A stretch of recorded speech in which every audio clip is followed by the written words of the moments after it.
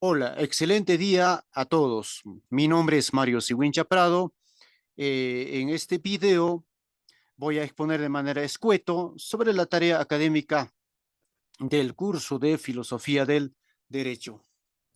Bien, como índice, contexto de la organización, el positivismo excluyente de Kelsen, el positivismo incluyente o metodológico de Hart, el positivismo crítico de Ferrajoli, el realismo jurídico de Rawls y su apartamiento del positivismo, y algunas conclusiones. Contexto de la organización. Mm, Este tema se trata de un matrimonio homosexual no aceptado del expresidente Ugarteche.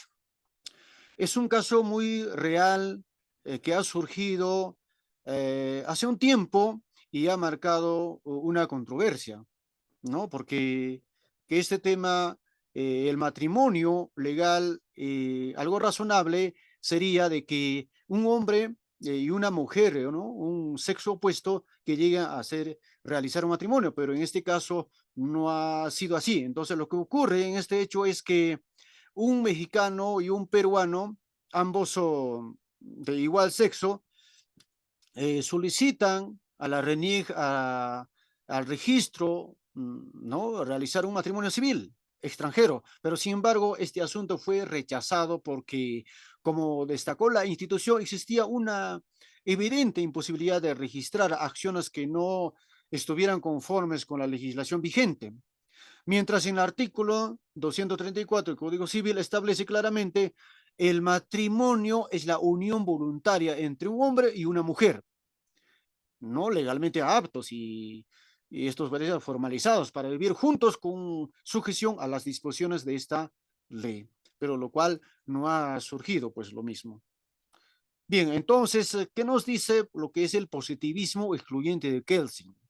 De repente muchos analistas, otros positivistas jurídicos, filósofos en este campo, lo pueden tomar de diferentes ángulos, pero en el caso Kelsen fue un saboteador, cuyo punto de partida fue el positivismo como naturalismo, que se consideran naturalistas, sostienen que, dado que los hechos son suficientes para explicar el material normativo, putativo, la moralidad no es necesaria, ¿no? Kelsen entonces no plantea del argumento. A diferencia de otros, no pretende que el material normativo considerado pueda reducirse a hechos. Entonces Kelsen defendió lo que llamó filosofía jurídica normativa. O sea que la normatividad, dijo Kelsen, es una alternativa a otros enfoques de la filosofía jurídica, pero el problema es que nunca ha habido un acuerdo sobre lo que se entiende por normatividad. Entonces, las interpretaciones de la noción de normatividad de Kelsen cubren el espectro desde interpretaciones contrafácticas de la normatividad hasta tesis de la normatividad justificada. El positivismo excluyente metodológico de Hart, según la teoría jurídica, se encuentra en un estado de confusión. Es cierto que las fronteras tradicionales que puede surgir entre puntos de vista en competencia, ¿no? Entonces, por ejemplo, este filósofo Herbert Hart estimó que el positivismo jurídico se basaba en tres tesis. En primer lugar, entiende que para que exista el derecho debe verificarse una forma de práctica social que determina la fuente o criterio principal de validez del ordenamiento jurídico. Entonces, esta tesis se conoce como la tesis de las fuentes sociales del derecho.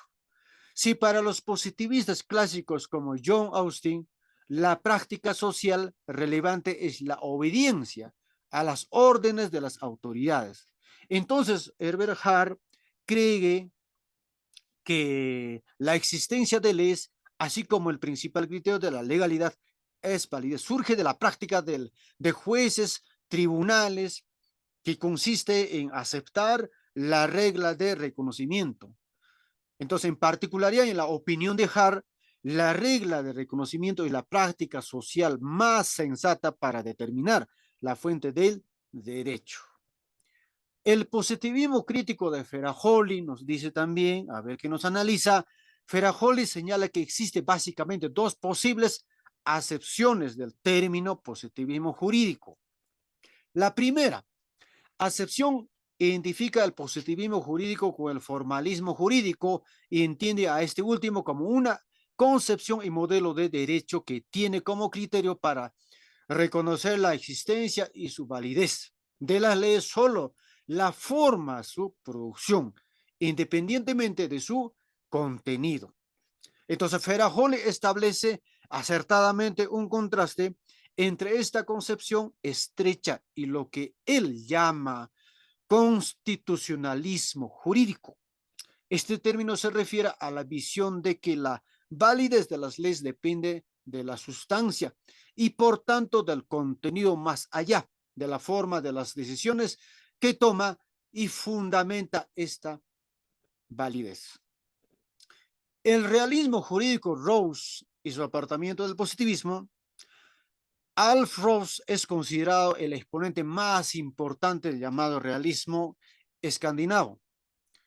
Podemos destacar su obra más importante sobre derecho y justicia, que fue publicada en el año 1958. El empirismo y el derecho desafió las pretensiones dogmáticas de desarrollar la ciencia jurídica como un sistema deductivo. Entonces, Rawls rechaza las interpretaciones reduccionistas de las normas que intentan reducirlas a proporciones descriptivas.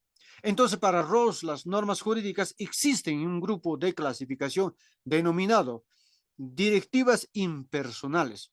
Cumple con los requisitos, pero no tiene emisor ni receptor y se divide en autónomo, heterónomo, heterónomo autónomo, direcciones impersonales autónomas.